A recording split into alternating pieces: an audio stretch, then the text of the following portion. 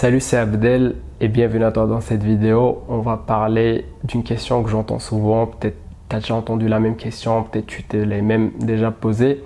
C'est est-ce que c'est normal d'avoir une confiance en soi qui fluctue? Autrement, est-ce que c'est possible d'avoir une confiance en soi qui est constante? Je pense pas que ça soit la meilleure façon de se poser cette question et on va voir pourquoi plus tard dans cette vidéo. Maintenant, en fait, pour revenir à la confiance en soi qui fluctue, souvent les gens, quand ils se posent cette question, ils disent « Ok, pourquoi j'ai une confiance en soi qui fluctue ?» En fait, ils parlent de la confiance en soi situationnelle. C'est quoi une confiance en soi situationnelle? C'est tout simplement le fait d'attacher ta confiance en soi à quelques conditions. Exemple simple, un gars qui sort en soirée, il a envie de faire des rencontres et du coup, sa soirée va dépendre des réactions qu'il va avoir des autres personnes, voire même la première interaction. Si ça se passe bien, du coup, cool. Si ça se passe pas bien, ça va impacter le reste de sa soirée. On peut voir des exemples plus macro, voire même dans d'autres domaines. Si on prend le domaine du sport, par exemple, si tu prends l'exemple du Maroc, par exemple, en Coupe du Monde, le Maroc arrive, il sort de la phase de groupe, il n'a rien à perdre et du coup, il fait un parcours qui est exceptionnel. Ça, c'est exceptionnel, c'est un palier qu'il fallait franchir. Et du coup, sauf qu'après, le Maroc arrive en Coupe d'Afrique et du coup, au lieu d'avoir, on va dire, une confiance en soi situationnelle, il a eu plutôt une pression supplémentaire parce qu'il fallait qu'il fasse ses preuves, fallait qu'il montre que c'est une équipe qui a fait un parcours exceptionnel dans la Coupe du Monde. Et du coup, ça joue un peu contre lui. Et du coup, le Maroc sort de la phase de groupe. Donc en fait, pour le cas du Maroc, c'est différent parce que c'est une confiance situationnelle, mais derrière, tu fais un parcours qui est exceptionnel et qui est un pas vers l'avant. Et justement, c'était un palier qu'il fallait franchir. Maintenant, la question qu'ils vont se poser, c'est ok, maintenant j'ai gagné une compétition. Comment être une équipe qui gagne des compétitions? Ok, j'ai eu cet obstacle de la Coupe d'Afrique. Maintenant, comment je deviens une équipe qui a une confiance qui est plus solide et qui commence à faire des parcours qui sont exceptionnels? Maintenant, on va voir la confiance en soi constante. En fait, quand les gens posent cette question, c'est pas qu'ils veulent avoir une confiance en soi constante, c'est qu'ils veulent avoir une confiance en soi qui est solide. Parce que la confiance en soi, de toute façon, elle va fluctuer un peu. C'est juste à quel niveau elle fluctue. En fait, si on prend la confiance en soi et on la met entre 0 à 100, 100 étant le maximum, on va dire, et 0, c'est le minimum. Est-ce que tu fluctues entre 80 et du coup tu vas jouer entre 70 et 90 et du coup la base on va dire c'est 80, ou est-ce que c'est autour de 10 et du coup tu vas jouer entre 0 et 20? Donc ça c'est une façon juste pour simplifier les choses. Du coup la question c'est plutôt comment avoir un niveau de confiance en soi qui est solide. Donc en fait pour prendre des exemples de confiance en soi solide, c'est par exemple tu prends un mec qui va en soirée mais en fait, il sait qu'il y a des interactions qui vont bien se passer, d'autres un peu moins bien, il y a des soirées qui vont être cool, d'autres moins cool, etc.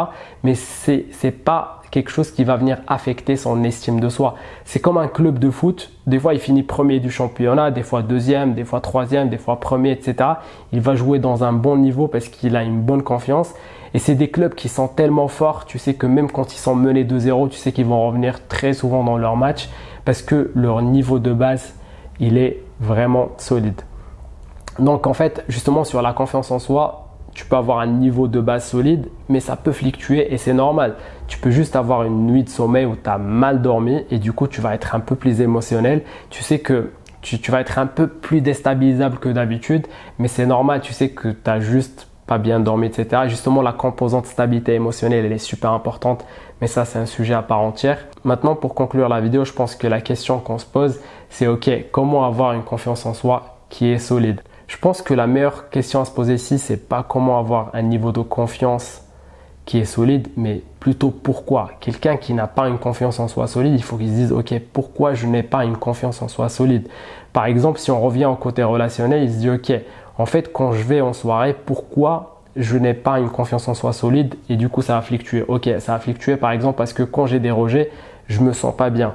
Ok, s'il se dit ça, du coup, il va se dire ok, mais pourquoi je me sens pas bien après un rejet? Ok, parce que si j'ai un rejet, du coup, je me dis ok, je vais avoir plus de rejets. Ok, ça va me mettre du temps pour avoir une copine, etc., etc. Et du coup, il faut qu'il aille creuser un peu les suites de pourquoi. Donc ça, c'est un sujet à part entière. Et d'amener un maximum de clarté. Si tu fais ce genre de travail de fond, tu verras que tu vas commencer à toucher au bon endroit.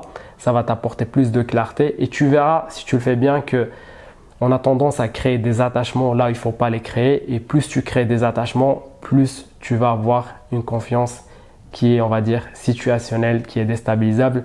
Et à l'inverse, quand tu es détaché, en fait, c'est ça, les gens qui pensent que quand ils sont détachés, ben, ils ne vont pas être des winners.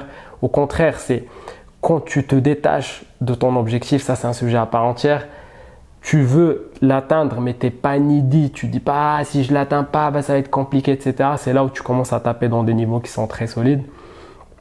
Donc, au lieu de partir dans tous les sens, j'espère que tu as retenu des choses de cette vidéo. La question, elle paraît surfacique, mais une fois qu'on se penche là-dessus, ça amène des sujets qui sont solides, notamment la stabilité émotionnelle qu'on a vu plus tôt dans la vidéo.